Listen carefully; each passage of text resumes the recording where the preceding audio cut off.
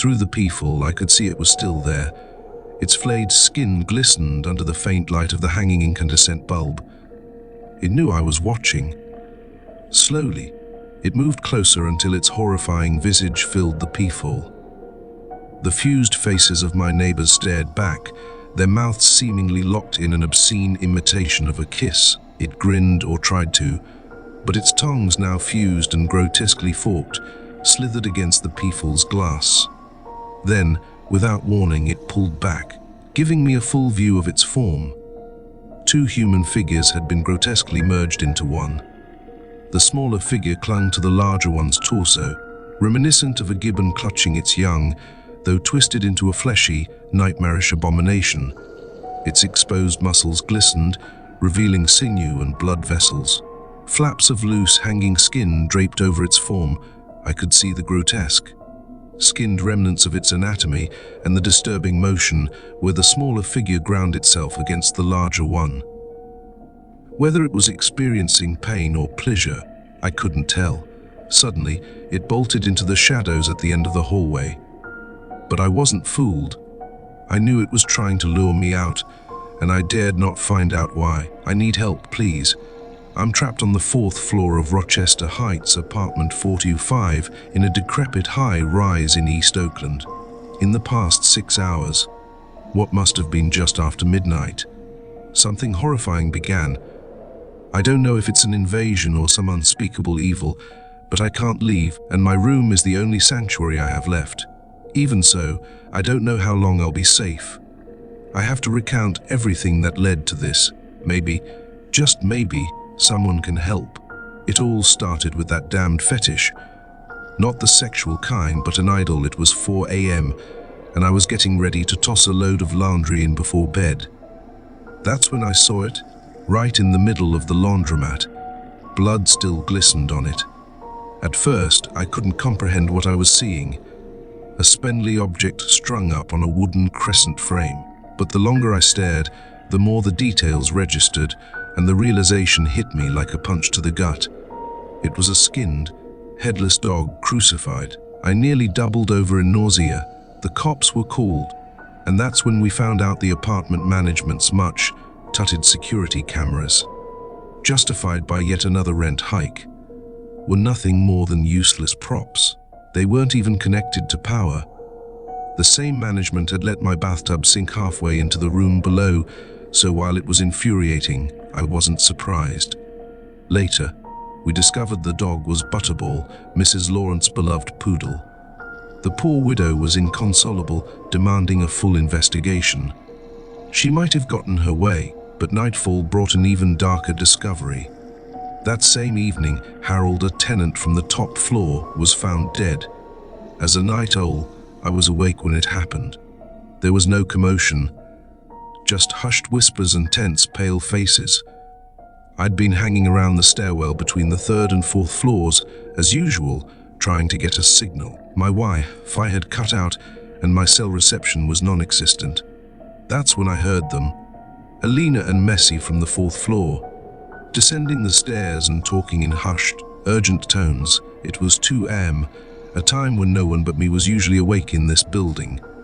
I knew something was terribly wrong.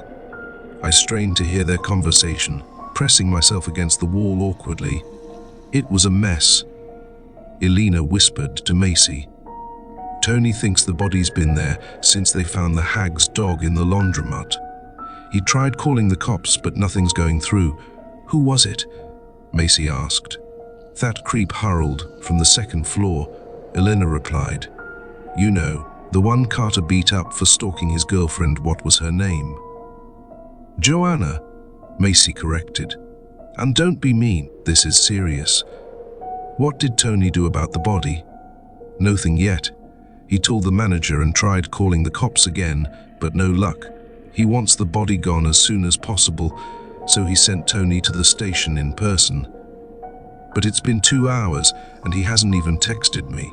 I'm starting to get worried." "Do you want to go look for him?" Macy asked. "No, that would be too dramatic. We're not even dating. We're just messing around," Elena said, hesitating. "Still, the Royals open 24/7. We could grab a few drinks and meet Tony halfway there. The two women started descending the stairs. I froze, unsure of whether I should sneak away or stay put. It was too late anyway. They walked right past me without so much as a glance. At that moment, three things became clear to me. Alina was sleeping with our maintenance man. I was either invisible or so detestable that I may as well have been invisible, and Harold was dead. What I didn't know yet was that this was only the start of a nightmare. I stubbed out my cigarette and trudged back to my apartment, oblivious to how much had already gone wrong. I should have paid closer attention to the building as I made my way back. The lights in the hallway seemed dimmer, not by much, but enough to notice. Once inside, I bolted the door and tried to get my laptop to connect to the internet. Only 2 pages loaded Reddit and a low-quality porn site still stuck on a single scene. Frustrated, I gave up on the internet and tried using my imagination instead. After 15 minutes of discomfort and no satisfaction, I abandoned the idea and tried settling in for an early night. Sleep didn't come easily. After 45 restless minutes, I pressed my ear against the wall, hoping to hear the familiar sounds of Jauna and Carter next door. They were young and passionate, so much so that I'd overheard them many times and even, enjoyed it a few times.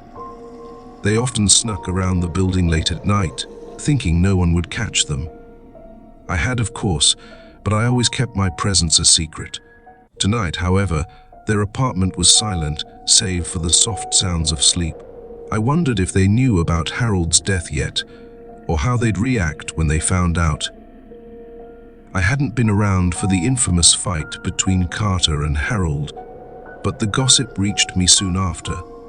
Apparently, Harold had developed an unhealthy obsession with Jana, misreading her politeness as something more.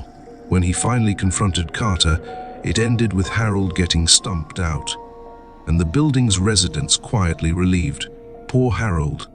He was in his mid-40s, still living with his elderly mother, Mary, because of his mental struggles. I wondered if Mary even knew what had happened to him. The thought of her discovering her son's fate made me feel a pang of guilt. Part of me hoped her mind had already slipped far enough that she couldn't process it. I used to be terrified of ending up like Harold, lonely, misunderstood, trapped. But that was before tonight. Sleepless, frustrated, and atching for another cigarette. I grabbed my pack and headed out for a smoke. I couldn't understand why no one else seemed panicked about Harold's death, or why it was being kept so quiet. The thought hadn't occurred to me until now, but if he had truly died in such an agonizing way, then who had killed him? And worse, was the killer still lurking somewhere nearby? A cold sweat broke out across my face at the thought. I hesitated, suddenly unsure whether to keep going or turn back to my room. After a couple more steps, the decision was made for me. I turned around, heading back the way I came. But something felt off. The hallway wasn't just darker. It was impossibly darker, the kind of shadow that feels alive. The air had grown colder, not just physically but in a way that pierced straight to my nerves and bones. It was the kind of chill that was almost metaphysical. My balance wavered, and a wave of vertigo rolled over me as the sensation of wrongness in the space deepened. It didn't make sense. Nothing about it did. The hallway seemed longer than it should have been, stretching far beyond its usual dimensions. I stopped mid-step, my heart hammering as I tried to make sense of what I was seeing. Then I noticed it. The ceiling, too, was higher. Not drastically so, but enough to notice. My mouth went dry, and when I tried to swallow, it did nothing to snap me out of the surreal haze. I forced myself to keep walking, foot over foot, heading toward my room. I was halfway there when terror froze me in place. Someone, or something, was descending the stairs from the 5th floor. Every instinct told me I should run toward them, warn them about what was happening, or at least ask for help. But another part of me, a primal animal instinct, knew better. This wasn't a person. It wasn't right in ways that went beyond mere appearance. Even the stairs leading down from the upper floor seemed wrong, like they didn't belong in the building, or even in this world. To reach my room, I'd have to pass the thing coming toward me. That was a risk I wasn't willing to take. Instead, I turned and bolted silently down the hall as quickly as I could, desperate to avoid being seen. My heart pounded in my chest as I spotted an old storage closet to my right. It was always unlocked. Without thinking, I slipped inside and closed the door as quietly as possible. This closet had once been an apartment, and its old door still had a peephole. I crouched, peering through it, my breath shallow and my body trembling. Time dragged on, each minute feeling like an eternity. Then, from the corner of my vision, it appeared. It floated into view, draped in intricate robes, its movements eerily smooth as though it were gliding on air. I dared to glance down and saw the truth. It had no legs, no feet, just a floating form skating above the ground. From its hood a faint, blinking light pulsed, casting strange shadows onto the dim hallway. It came closer, right to my level, and I froze as I caught a glimpse of its face. Its face wasn't a face at all. Just a shifting mass of black and white static flickering chaotically like a broken television screen. My breath caught in my throat, and I squeezed my eyes shut, terrified that it might turn fully toward me. My body stiffened as I waited, expecting at any moment for the door to be flung open and the thing to drag me out. In the suffocating silence, I thought back to everything strange that had been happening before tonight. Tony had found nearly a dozen dead animals around the perimeter of the apartment complex in the last few days. He hadn't wanted to talk about the condition they were in, but I wondered now if they had been anything like Butterball. Skinned and crucified. Minutes passed, maybe hours, until my body ached from the tension. I finally mustered the courage to look through the peephole again. The hallway was empty. Slowly, cautiously, I opened the door and crept back out. This floor was sparsely occupied, just me, Macy, Elena, Carter, and Jana. I headed to their door, intending to warn them, but paused before knocking. My hand hesitated over the knob before I decided to try it. It creaked loudly as I pushed it open, and I winced at the noise. I slipped inside and closed the door behind me as quietly as I could. "Joanna." "Carter," I called softly, but the apartment was still. The living room was empty, and I felt foolish for coming inside uninvited. Still, I had to be sure. Someone needed to know about the wrongness consuming this place. I made my way to their bedroom, but what I saw stopped me cold. At first, I thought it was a pile of blankets, but then it moved, heavy, labored, and unmistakably alive. The sound of strained, uneven breathing finally registered in my mind, and something clicked in my brain. In my head, I screamed, but the sound refused to stay inside. My yell echoed through the room, and the heads, yes, heads, snapped up to face me. I had no illusions about what I was looking at. It was Carter and Jana, grotesquely fused together. Their bodies were joined at their groins, chests, and mouths, a horrifying amalgamation of flesh and sinew. They had been caught mid-missionary when it happened. Carter's body draped over Jana's, her arms and legs still locked tightly around him in an embrace. At first, I thought they had been flayed, but as I stared, I realized it wasn't quite that. Their flesh seemed to have melted off them, leaving raw, exposed muscle and sinew where skin had once been. The thing, they hosted itself up on what I could only describe as four limbs. It let out a breathy moan, an unholy mix of male and female voices, as its conjoined mouth twisted into a hideous grin. It stepped toward me, and my paralysis broke.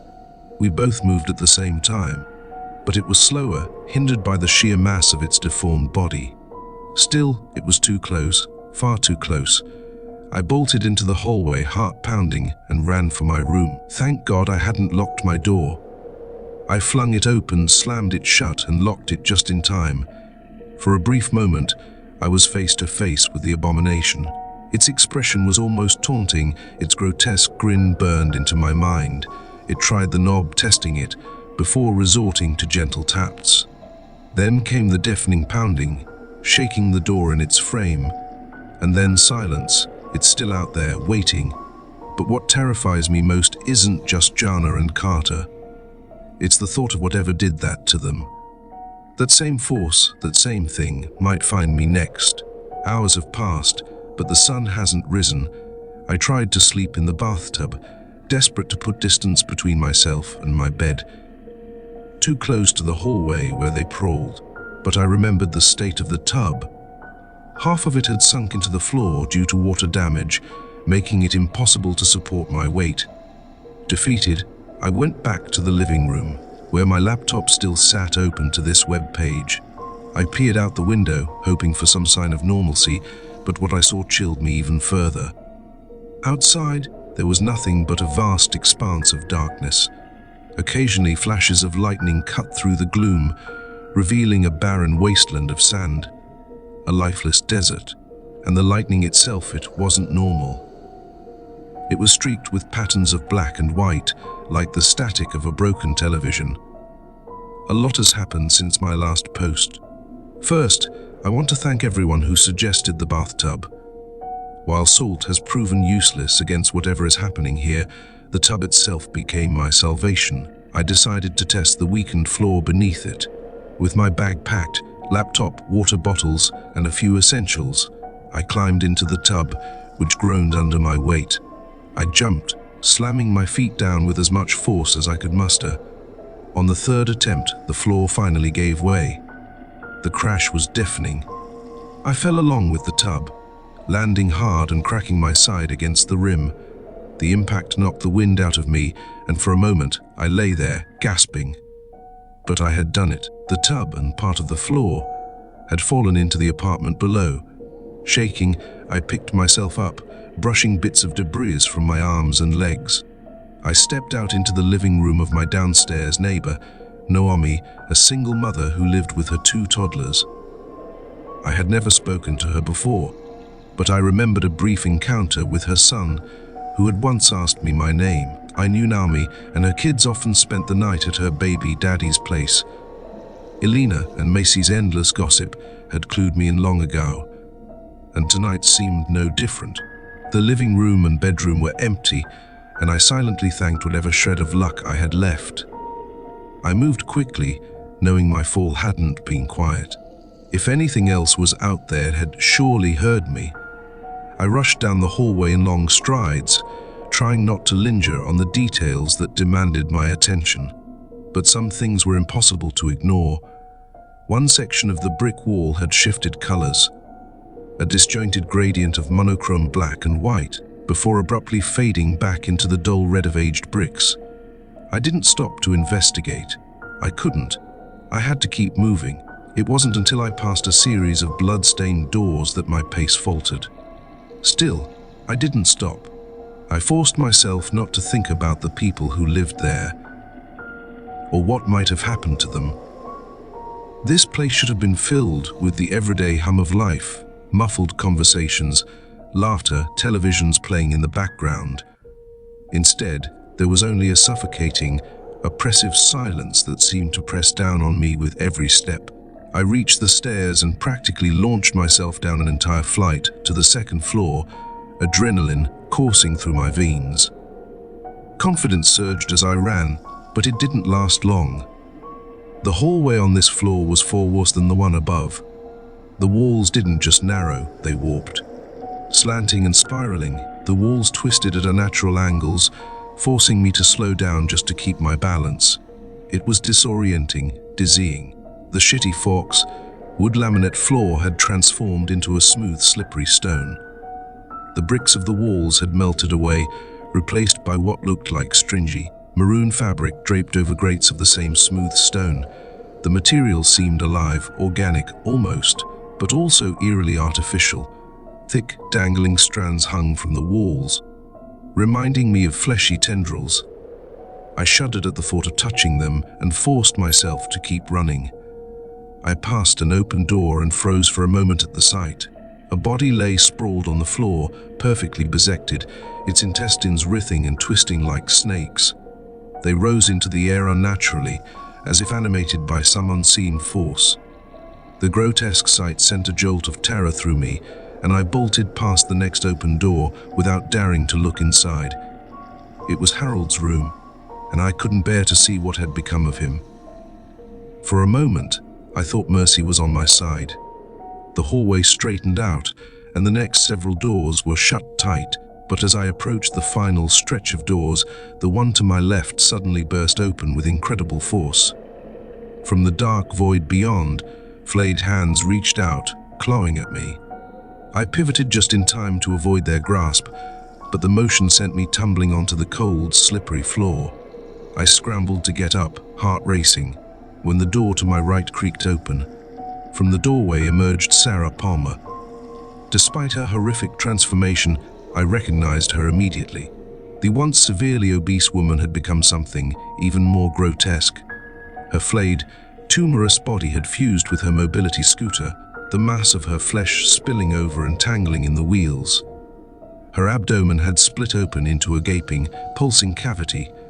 With a grotesque moan, it quivered and expelled a vile, bile-like fluid. From the center of the mess, a small, malformed figure was birthed, collapsing onto the floor before me. The toddler-sized creature rose to its feet at the same moment I did. Diseased and gelatinous, its body appeared partially digested, its sinewy form glistening with wetness. The thing let out a shriek, high-pitched and joyful, like a child's laughter, and began closing the distance between us with shocking speed. Panic overwhelmed me as it leapt at me, scaling my back with ease. I screamed, trying desperately to shake it off, but it clung tightly. I felt its slimy flesh beneath my hands as I grabbed it, trying to pry it loose. My fingers sank into its gelatinous form, the sensation making my stomach churn. "Tack! You're it," it said in a voice that sent a wave of dread washing over me. The thing clinging to me felt disturbingly familiar, but disgust overpowered any lingering hesitation. I flung it against the wall with every ounce of strength I had.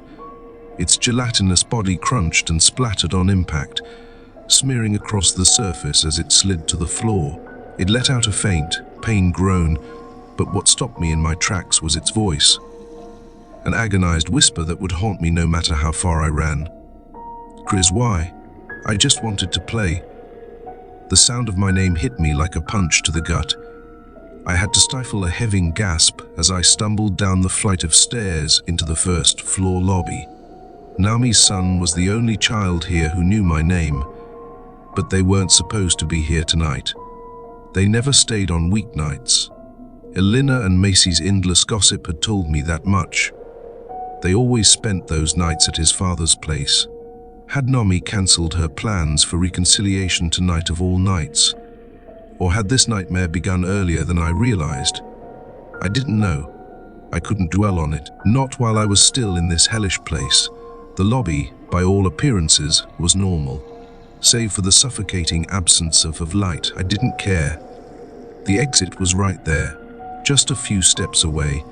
I ran for the glass doors, ready to fling them open and escape. Then I froze. It wasn't the doors that stopped me. They weren't locked or bolted. It was what lay beyond them. Outside was a world of pure, impenetrable darkness. The only reprieve came from the occasional flash of lightning, streaking across the sky like a whip made of static, illuminating glimpses of what waited beyond.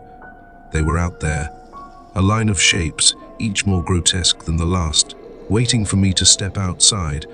One was a pale, smooth-skinned humanoid with a gaping hole in its chest that oozed inky black fluid. Its face was featureless. Another was a tangle of violet tendrils, each made of smaller, writhing strands. And then there was one that towered over the others. A massive, serpentine thing, dotted with eyes the size of human heads. Its tusked mandibles, easily 6 feet long, jutted out in jagged angles, framing a monstrous, alien maw. There were dozens of others, but their forms defied comprehension. Abstract, horrifying shapes that didn't belong in any reality I understood. What drew my attention most, however, were the stains of blood pooled at their feet. Among the scraps of torn clothing was a familiar denim jacket. Messie's. Nearby lay a single work boot, one I thought might belong to Tony, the maintenance worker. I wouldn't be leaving, not this way. I tried to comfort myself with the thought that whatever force was keeping me trapped here might also be keeping them out. But the thought offered no real reassurance. I backed away from the doors and crawled under the rickety lobby desk, curling up into a ball. Time blurred, and I don't know how long I stayed there. Hours, maybe longer. Nothing mattered. Then I heard it. The sound of a procession, a slow, deliberate shuffling of feet.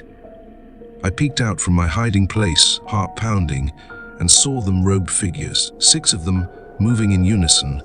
On their shoulders, they carried a heavy marble slab, and atop it was a figure huddled and contorted.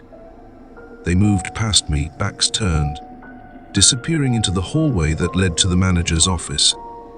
My curiosity, reckless and desperate, got the better of me.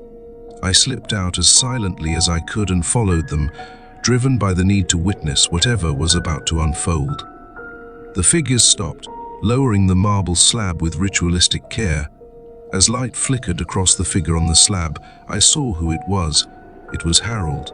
His body had been twisted and bent back onto itself, forming a grotesque circle. His stomach faced outward, while his spine jutted at impossible angles. His eyes were empty, but his mouth was stretched into a wide, unnatural grin, radiating pure ecstasy. Then the chanting began. Low, guttural sounds filled the air, reverberating with an otherworldly cadence. It was inhuman, like the splitting of mountains or the collision of worlds. The vibrations seemed to tear apart the fabric of reality itself, dissolving the fragile border between the world I knew and something far more horrifying. I don't know how I understood this, but I knew. We had been pulled into this nightmare by some incomprehensible force, and whatever had done this to us was far from finished. I still didn't understand what was happening. The cultists continued their low, droning chants, their voices vibrating through the air until the space in front of them began to ripple, like the surface of disturbed water. When their chants ceased, the distortion stopped for a moment, suspended in silence. Then, with a sudden jarring crack, the space shattered like fragile glass. Through the fractured void, a massive eye stared back at them. Its size and presence were overwhelming, its concentric pupils shifting and contracting with a predatory intensity. I flinched, praying it hadn't seen me. If it had, it didn't seem to care. After a long, unnerving pause, the eye retreated back into the darkness, but it didn't disappear. Instead, a spindly, jagged leg emerged from the void. Covered in spines and sharp angles, it scraped against the ground with a horrifying screech. Another leg followed, then another. A towering monstrosity pulled itself into view, its countless appendages radiating outward from a central, writhing core. At the center of its mass, an enormous eye, surrounded by concentric rings of pupils, stared out with an unrelenting focus. Its body extended outward like the spines of a sea urchin, each limb bristling with hooks, serrated edges, and tendrils tipped with gnashing mouths. It was pain incarnate, a living embodiment of torment.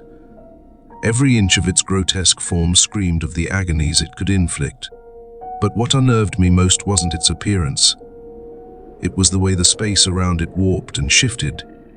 Though confined to the hallway, it seemed to stretch the very air around it, as if only a fraction of its true form existed in this reality. I felt it. Something much larger, something cosmic, holding this entity like a marionette, and yet somehow it was the marionette. They were one and the same. I couldn't look any longer. My eyes burned, and my mind ached just from comprehending it. Then it spoke. The sound was vile, like rusty nails dragged across my eardrums, scraping against my very nerves. My eyes watered, and my teeth clenched involuntarily. Despite its alien, guttural tone, I understood it. The words radiated unmistakable gratitude. I slunk back into my hiding spot, trembling, waiting for them to leave. Eventually, they did, their procession shuffling down the hallway, past the stairs, and descending into the basement. I knew where they were going. The laundromat, then the community room. Hours have passed since, and they still haven't emerged. I took the chance to move, creeping into the manager's office. The room reeked of rot, and near a pile of fleshy pulp that had once been Mr. Roderick, our landlord, I found an axe. His face, what remained of it, was still weeping. I picked up the weapon, though I knew it would be of little use against the cultists or the entity. But Harold had a role in all of this. His room was just a floor above, and if there was any chance of finding answers, or a way out, it would be there. If you don't hear back from me, I'm dead. I'm certain there's no way anyone outside this nightmare can help me, but I still ask that you wish me luck. I'll need it. Rochester Heights had always been a hellhole. In the time I've spent reflecting on it, I realize now just how cruel and indifferent the people here were. Maybe when people group together without purpose, without a goal beyond mere survival, unpleasant things start to fester. I'd once lamented that I was just a shadow in this building, barely noticed, half remembered. My landlord had even forgotten I lived here once and sent Tony to prepare my unit for a new tenant. But now, I'm not sure I mind being forgotten. It might have saved my life. I was ready for the horrors of the second-floor hallway. The grasping hands came for me as I approached, but the axe was already swinging. With a brutal overhead strike, I nearly severed one hand at the wrist. As another reached for me, I drove the butt of the axe into it, smashing it away. I slipped past, heart pounding, lungs burning, but still alive. Next came Sarah Palmer. She swiveled to face me in her grotesque, fused form, her body merged into her mobility scooter. But it was too late. The axe's heel sunk into her flesh, soft as putty, and as I yanked it free, half her face slid off like melting wax. She chuckled. A low, rasping sound that froze my blood as I ran past her.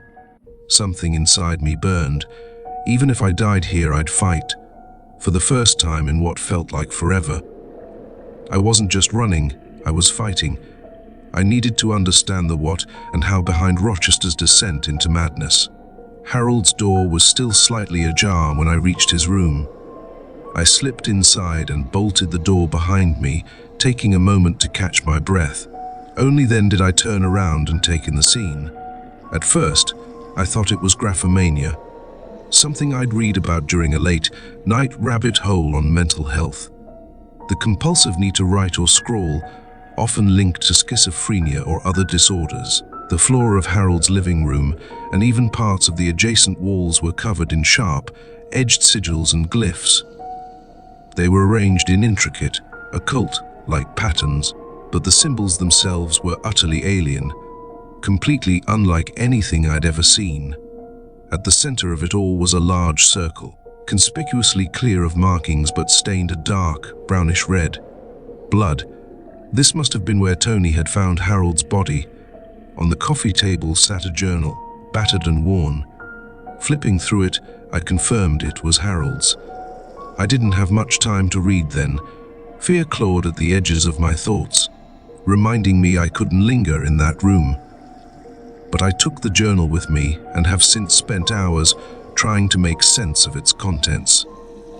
Here's what I've pieced together. So far, Harold moved back into Rochester Heights to care for his aging mother after losing his job about a year ago. They lived off her social security checks, and he harbored a deep resentment toward her for her deteriorating mind.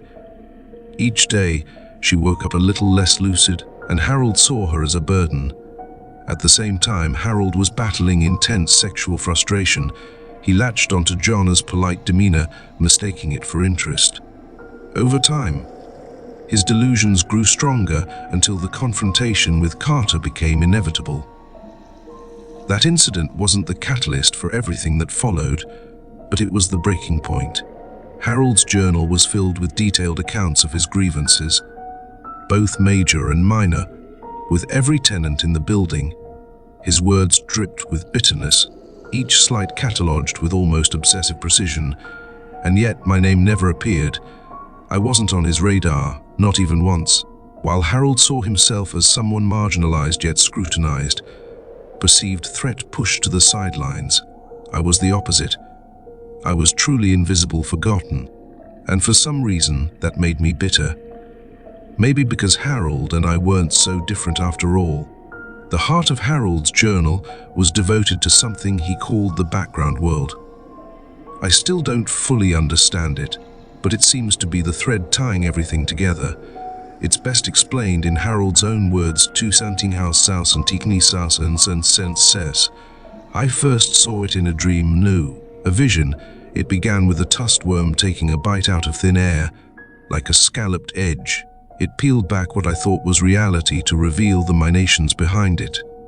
An unseen layer of existence, two worlds occupying the same space but never allowed to touch or interact. As above, so below. As below, so above. Everything here has a counterpart there. That's the first rule. The second rule is this: for an arch to touch the human domain, something must be offered. A life, or part of one. The greater the offering, the more an arch can manipulate our world. The most powerful offerings are the giver's own, a year of your life, your greatest joy, or even your entire existence. The greatest offering one can make is their own life. The arch I've been in contact with operates within the sphere of agony.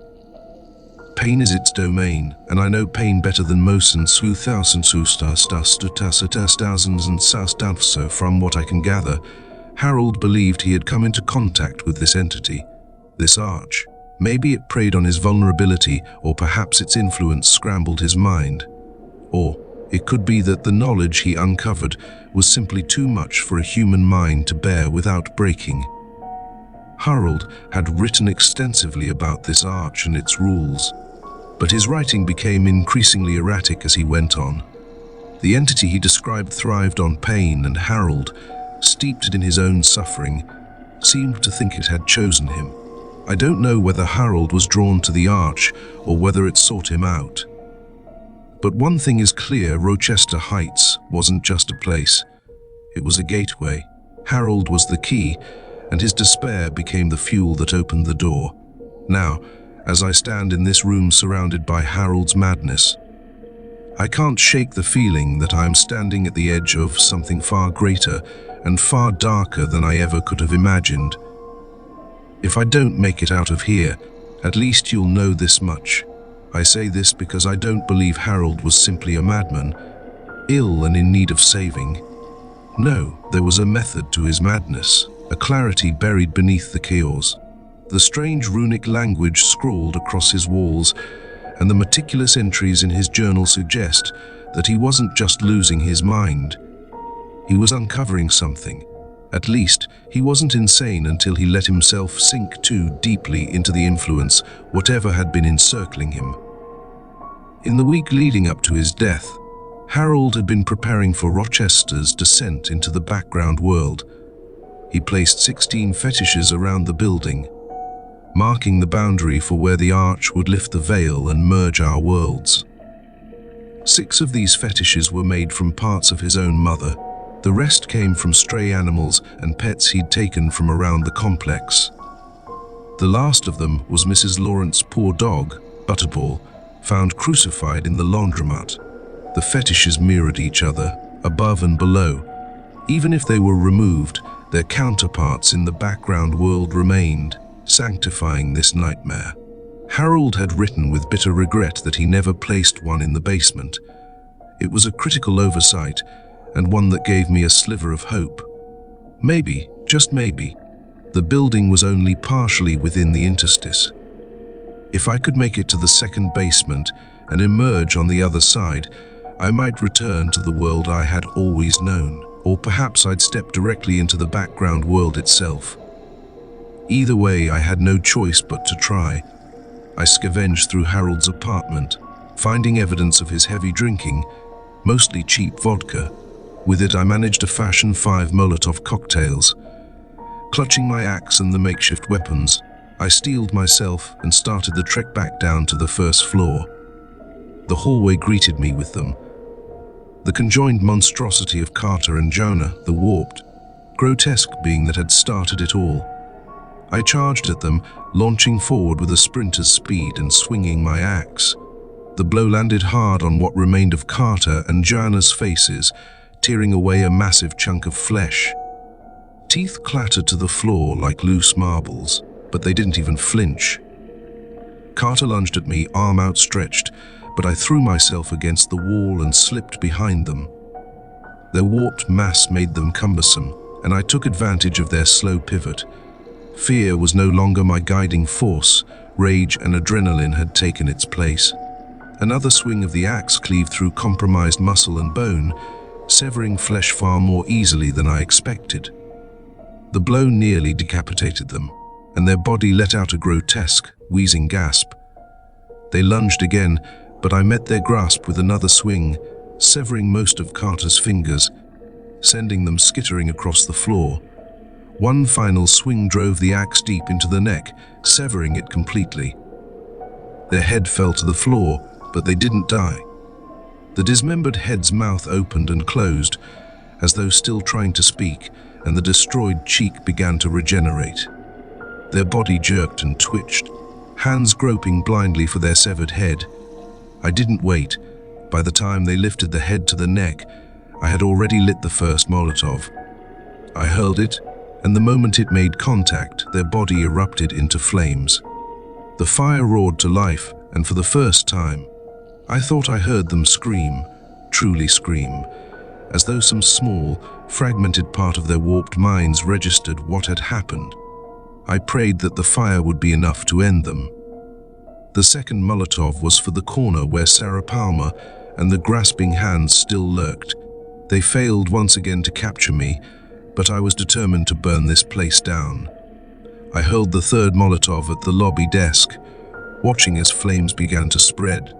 The last two were reserved for the laundromat, the center of so much of this madness. I didn't know if the building would burn. Maybe the nightmare that had claimed Rochester Heights wouldn't allow it. But I had to try. I had to do something. The mad dash to the laundromat was the fastest I had ever run in my life. I didn't look back. I couldn't. I was certain that the chaos, the fires, the commotion would draw the OTAR and its cultists from the management office. Yet nothing emerged to impede my desperate flight down the stairs into the laundry room.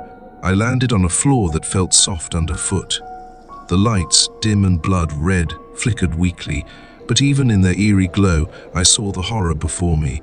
The center of the room was consumed by a pulsating, grotesque mass, a conglomeration of flesh that had spread across the floor, walls and machines.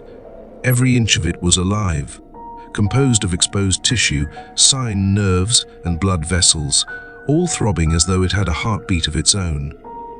Dozens of malformed limbs twitched and raked at the air, reaching weakly blindly. As I stared, I began to recognize familiar features in the mass, a watch I'd seen on Josie from the 7th floor, a torn sleeve of Kiana's distinctive neon green sweater, the college student from the 2nd floor. I didn't need another reason to act. I hurled the 4th Molotov at the fleshy floor behind me, its flames roaring to life. The final bottle was aimed directly at the tumor-like center of the mass. It hit its mark, and the dark room erupted in fire. The blinding glow of the flames lit up everything, casting monstrous shadows on the walls. The heat surged behind me as I tied toward the threshold of the sub-basement, the only hope for escape. For a moment, I hesitated. The heat licked at my back, and my eyes stung from the smoke. If I was wrong, this would be the end. But fire or not, I had to move forward. The moment my foot touched the first step, the world behind me changed. The heat, the smoke, the roar of the fire. Everything ceased, extinguished in an instant. The air went deathly cold, and a suffocating silence fell over the room. A wave of dread rose in my chest. I knew I shouldn't have looked back. Don't look back, I told myself, but my fear betrayed me. I turned, my heart pounding, and I saw it, the OTAR. The Arch of Agony. It was the source of all this. The being that had tempted and manipulated Harold with promises of vengeance, of pain inflicted on all he hated. Its massive, central eye opened, growing until it encompassed everything in its gaze. And in its vision, it showed me. I saw the tumor in the laundry room expand, swelling until it matched the size of the entire apartment complex. It became a living edifice of flesh and suffering, yet it was still dwarfed by the arch above it. a cosmic monstrosity of countless tendrils, each bristling with cruel instruments of torture. The tendrils descended, raking through the tower of flesh, slicing, tearing, devouring. The grotesque mass writhed in agony, only to regenerate as quickly as it was destroyed, and so it continued, an endless cycle of torment, a dark reflection of Harold's twisted wish. The tumor began to bulge and split, and I realized with growing horror what was happening. It wasn't just growing, it was duplicating, mitosis. The otar was splitting itself, creating another entity. That was how it intended to fulfill its promises, spreading its influence, unbound, to other places, other worlds. I screamed, or at least I think I did. My ears were filled with the deafening roar of my own terror as I forced myself to look away. When I dared to glance back, I saw only the shadow of the sub-basement's entrance. My escape. I ran. I didn't look back again. I couldn't. With every ounce of strength left in me, I descended into the murky depths of the sub-basement. I had been down there once before. It was small and damp, with a few fold-up tables and chairs left from some bygone era. There were no other exits save for the narrow staircase and a single, seldom-used door that was always barred and locked. That dulled, wooden and brittle, was my last hope. I was certain it would give way with a good kick. But what I found below wasn't the basement I remembered. The space before me was something else entirely. It wasn't the background world I'd glimpsed through my window. It was something darker, narrower, and infinitely more claustrophobic. Yet, paradoxically, it felt impossibly vast. Light didn't exist here. Even when I flicked my lighter, its flame was swallowed by the oppressive void, offering no illumination. The air itself seemed to devour the light. Reaching out, my hands brushed against cold, concrete walls. I realized I was in a tunnel, narrow and unending. With no other option, I began to walk. And I walked. Time ceased to have meaning as I moved through the darkness, each step echoing in the silence, each breath a reminder that I was still alive for now. I must have wandered in that dark, endless tunnel for hours. Hunger gnawed at my stomach, and exhaustion clawed at my every step, forcing me to stop and rest. But comfort was impossible.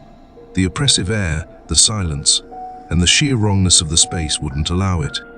After a few minutes, I pushed myself back up and kept moving forward. At last, I found it. An exit. The dim light beyond hurt my eyes, which had been bathed in darkness for what felt like an eternity. The light revealed a shallow staircase leading down to the sub-basement I had once known. My heart surged with hope as I stumbled toward the old, familiar wooden door. I kicked it with all the desperation of a drowning man clawing for air. The brittle wood gave way, splintering and falling open. I burst out, half screaming in joy, half sobbing with madness. It was midday, but Rochester Heights was gone. I stood in the middle of an empty, overgrown lot, weeds and grasses swallowing what little remained of the ground. Rochester Heights didn't exist anymore. There were no signs of the building, no evidence of its twisted halls or its corrupted tenants. It was as if the apartment complex had never been there. A homeless man nearby glanced at me, his glare sharp and momentary, before turning back to whatever he was doing. I searched for answers. Nothing remains of my ordeal. Not the building, not the people, not the otar. It's as though Rochester Heights and everyone tied to it were erased from existence. I searched for the residents, desperate for proof that they had lived. But it's like they were never there. Macy's mother doesn't remember her daughter. She swore to me over the phone that she never had children. The company that owned the lot told me it had been vacant for over 6 months, sitting on the market with no interested buyers. And yet, I know what I saw, what I lived through. I've not been the same since my escape. Harold's journal is still with me, a maddening artifact of that nightmare. Every time I open it, an overwhelming sense of doom washes over me. There are so many questions left unanswered. If the world above reflects the world below, and vice versa, how has the world changed now? As I speak, I feel it, that tower of flesh that rises high in the world below. It casts its long shadow, stretching into the world above. I shudder to think of how it will manifest here, how its influence will twist and corrupt this reality. Rochester Heights left its mark on me. Its shadow lingers in my heart, darkening it in ways I can't fully articulate. I know the people that didn't deserve what happened to them. Not even Harold. He deserved better than to be swallowed by his own pain. And yet, for all the hatred, despair, and indifference that surrounded me there, I find a strange solace in how they overlooked me. Their gaze, in love or resentment, never landed on me. Once I resented that, but now I embrace it. The nightmares will never end, I know that now. I will never be okay, never find true peace. But whatever hateful force casts its gaze upon our world will find nothing but a shadow in my place.